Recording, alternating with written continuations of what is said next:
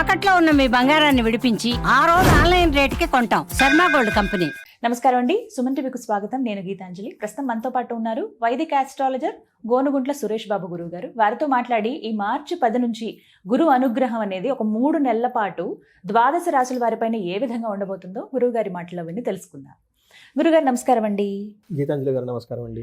చాలా సంతోషం మీతో మాట్లాడడం. చాన్నాళ్ళు అయిపోయింది, ఎప్పటి నుంచో అనుకున్న సమయం రావాలి దేనికైనా. అంతేనండి. గురుగారు, మరి గురువు వక్రగతి నుంచి మళ్ళీ యథాస్థానానికి వస్తున్నారు మార్చి 10వ తారీఖు నుంచి అని విన్నాము. మరి ఈ సందర్భంగా ద్వాదశ రాశుల వారికి గురువు ఎలాంటి అనుగ్రహాన్ని అందిస్తారు? ఎందుకంటే గురువు అనగానే ఎప్పుడు అనుగ్రహించే గ్రహం అని చెబుతూ ఉంటారు కాబట్టి, మరి ఆ బృహస్పతి గురువు ఎలాంటి అనుగ్రహం అందిస్తున్నారు, ఏ ఏ రాశుల వారికి ఎలా ఉండబోతుందో తెలియజేస్తారా? ఓం గం గణపతియే నమః. స్వర్ణలక్ష్మి నమస్తే అస్తు. పరబ్రహ్మ స్వరూపిణి రాజ్యం దేహి ధనం దేహి సర్వకామాంచ దేహి మే. స్వర్ణలక్ష్మి అమ్మవారు ప్రతి ఒక్కళ్ళకి పరమానందంగా ఉండే ఒక బ్రహ్మ జ్ఞానాన్ని ఇవ్వాలి. ప్రతి ఒక్కళ్ళు తమ కళ్ళతో హోలిస్టిక్గా ప్రతిదాన్ని చూడగల ఒక సామర్థ్యం మనకి ఇవ్వాలి. అలా ఇచ్చే ఒక శక్తి స్వర్ణలక్ష్మి అమ్మవారికి ఉంటుంది. ప్రతి ఒక్కళ్ళకి రాజ్యం దేహి వాళ్ళకి ప్రతి ఒక్కళ్ళకి రాజ్యం దేహి అంటే ఏంటి, వాళ్ళకి అథారిటీ, పవర్, స్టేటస్ సింబల్ ఉండాలి. ధనం దేహి, విపరీతంగా ధనం ఉండాలి. సర్వకామాంచ సిద్ధి, ప్రతి ఒక్కళ్ళకి వాళ్ళ మనసులో ఎలాంటి కోరిక కోరుకున్నా ఇమ్మీడియట్గా తక్షణం నెరవేరాలి అని చెప్పేసి స్వర్ణలక్ష్మి అమ్మవారిని. మనకి వివేకం ఉండాలి. ఏ పని చేసినా కానీ రాంగ్ డెసిషన్స్ మనం ఏది చేసుకున్నా కానీ 10 ఏళ్ల తర్వాత 15 తర్వాత అయ్యో ఆ భూమి కొన్నాను, రాంగ్ డెసిషన్ ఇప్పుడు రియలైజ్ అవుతూ ఉంటాం. అలా రాంగ్ డెసిషన్ చేసుకోకుండా ఇంటెలిజెన్స్, బుద్ధి మనకు ఉండాలి. కాబట్టి గణపతి మనకు అది ఇవ్వాలి. ఈ 2 ఉంటే చాలు. వివేక వైరాగ్యం ఉంటే లైఫ్ అంతా హ్యాపీ అంట ఆది శంకరాచార్య చెప్తూ ఉంటారు. ఇందులో మీరు అడిగిన విధంగా గురువుని గురించి చాలా ఇంపార్టెంట్ అండి. గురువు బ్రహ్మ, గురువు విష్ణు అంటారు.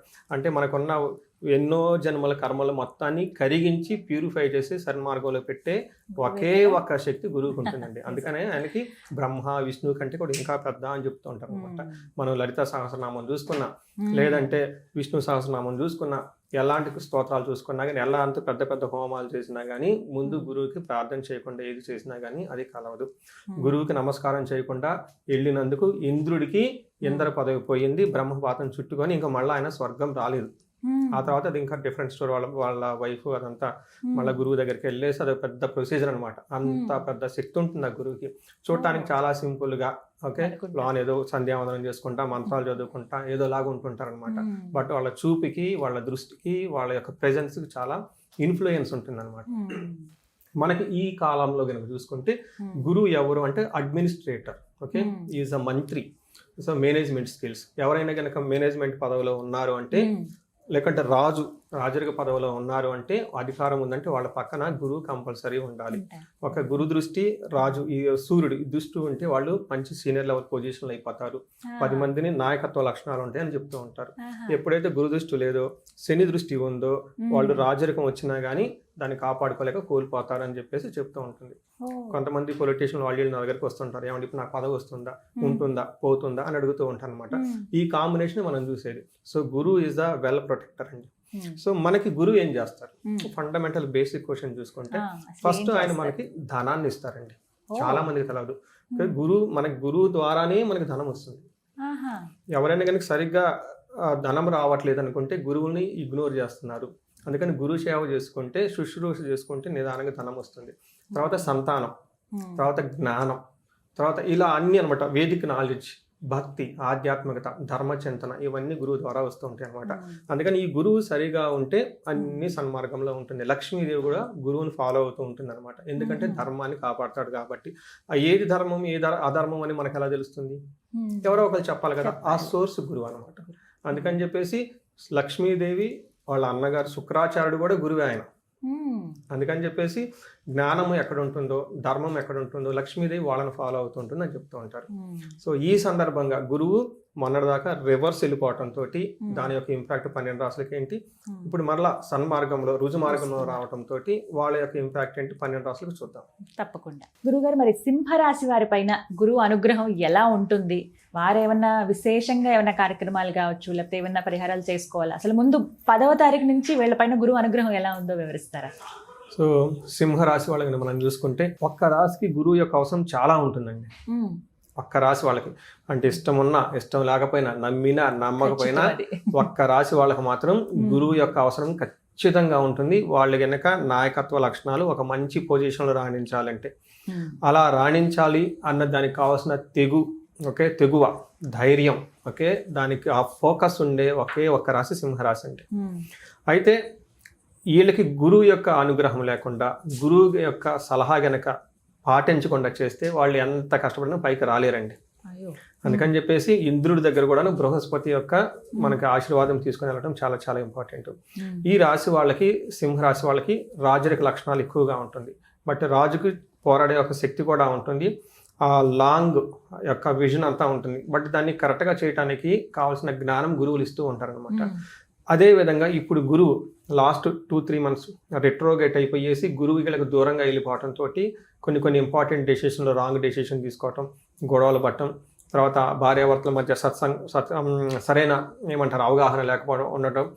ఇంతేకాకుండా పొజిషన్లో వాళ్ళు ఏదైతే ఒక పొజిషన్లో ఉన్నారో అందులో సరిగా రాణించకుండా ఇబ్బందులు పడుతూ ఉన్నారండి. అంటే వీళ్ళకి అష్టమ శని కూడా ప్రభావం కూడా ఉంది రాశి వాళ్ళకి. అయితే గురువు ఇప్పుడు వీళ్ళకి పాజిటివ్ డైరెక్షన్లో రావడంతో చాలా బాగుంటుంది, మంచి చాలా చాలా బాగుంటుంది. ఏ ప్రకారంగా ఉంటుంది, మనకి మహర్షులు ఏం చెప్తారంటే యశో వృద్ధి అంటే కీర్తి ప్రతిష్టలు వస్తూ ఉంటాయంట. ఇప్పటిదాకా నువ్వు ఆ పని చేస్తున్నావు, ఈ పని చేస్తున్నావు, దీంట్లో ఉపయోగం లేదు, దాంట్లో ఉపయోగం లేదు, అయ్యో ఈ షేర్లు కొన్నాను అది పోయింది, ఈ జాబ్ అప్లై చేస్తాను అది పోయింది, ఇలా ఉన్న వాళ్ళు దాని నుంచి బయటపడేసి yes you did right work, చాలా బాగా సాధించారని ఒక కీర్తి ప్రతిష్టలు వస్తూ ఉంటాయంట. అంతేకంటే బలం, తేజం, చాలా స్ట్రాంగ్గా ఉంటారు, మంచి కళ ఉంటుంది వీళ్ళ దగ్గర. సర్వత్ర విజయం, సుఖం, ప్రతి చోట విజయవంతంగా ఉంటుంది, సుఖంగా ఉంటారు, హ్యాపీగా ఉంటారు. ఇంకొకటి శత్రునాశ, వీళ్ళకి శత్రువులు ఎవరైనా కనుక ఉంటే వీళ్ళేమి చేయకుండా వాళ్ళంతా వాళ్ళే అలా దూరంగా వెళ్ళిపోతారు. చూడండి ఎంత పవర్ వచ్చేసింది, గురువు చూడండి ఎంత పవర్ ఇస్తాడు. మనం అనుకుంటాం మనకి అదేంటి అంతకుముందు 100 రకాల ప్లాన్లు వేస్తారు మీ మీద, ఇప్పుడు అసలు ఏవి దగ్గరికి కూడా రావట్లేదు. అసలు ప్లాన్ కాదు కదా, వీళ్ళ గురించి ఆలోచించడానికి భయపడి వెళ్ళిపోతారు. ఏదో జరిగింది అని అనుకుంటాం, ఆ జరగడం గురువే. గురువు అంట. ఇంకొకటి ముఖ్యంగా మంత్రసిద్ధి. చాలా మంది ఈ రాశిలో ఉన్న వాళ్ళకి ఒక అద్భుతమైన టైం అండి. మళ్ళీ ఇలాంటి టైం వీళ్ళకి ఎప్పుడు వస్తుంది, మళ్ళీ 12 సంవత్సరాలకే వస్తుంది. ఎందుకంటే ఇదే ప్లేస్కి గురువు 12 సంవత్సరాల తర్వాతే వస్తుంది. ఈ టైము ఈ రాశి వాళ్ళు కనుక ఎవరైనా కనుక ఉంటే, ఇవన్నీ కామన్, ఓకే పెళ్ళి అవుతుంది అది ఇదంతా ధనము. బట్ ఈ రాశి వాళ్ళకి ఒక యూనిక్ క్వాలిటీ గురువు ఇచ్చేది ఏంటంటే మంత్రసిద్ధి. అంటే ఎవరైనా కనుక ఓం నమః శివాయ మంత్రం తీసుకున్నా, లేదంటే ఎన్ని మంత్రం అంటే మనకి లలిత సహస్రనామం చదువుతూ ఉంటారు, విష్ణు సహస్రనామం చదువుతూ ఉంటారు, మనకి దేవి ఖడ్గం అలా చదువుతూ ఎనీథింగ్ అండి. కొంతమంది శ్రీ విద్య ఉపాసన చేస్తుంటారు, వాళ్ళకి మా గురువు ద్వారా మంత్రాలు వచ్చేస్తుంటాయి, గాయత్రి మంత్రము.